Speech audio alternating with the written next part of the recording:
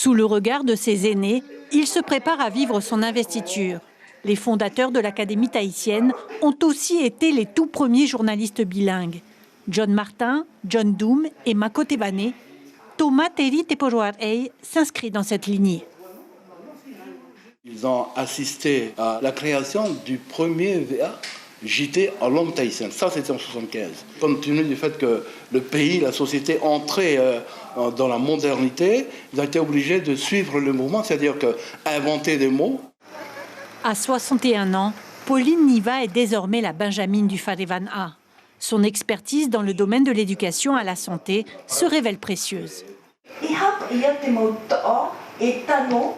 Quand tu veux parler, par exemple, de la santé de la femme, où tu as des liens avec les appareils génitaux, ou même des maladies, par exemple, quand on parle des règles douloureuses. Moi, ce que j'aimerais apporter, c'est vraiment d'aller fouiller et découvrir les mots justes pour partager ces informations avec la population.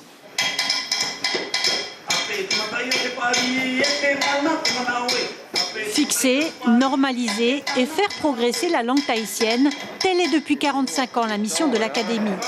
Emmanuel Naouta, lui, veut encourager la transmission intergénérationnelle, car son constat est amer.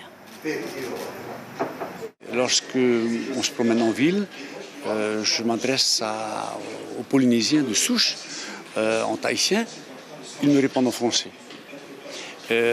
Donc c'est une situation que l'on trouve particulièrement à Papeete, mais ça a tendance à se développer de plus en plus vers le district.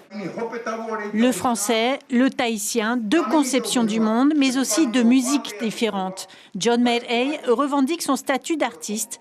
La poésie lui permet d'emprunter des chemins de traverse. C'est une langue orale et fluide.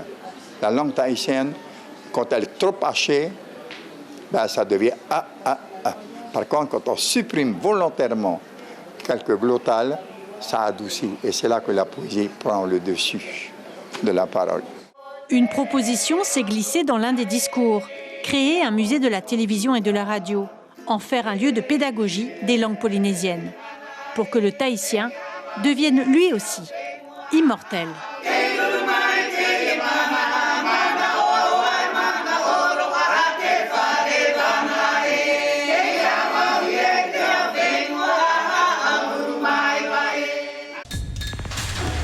L'information en continu sur Polynésie la première, Internet et réseaux sociaux.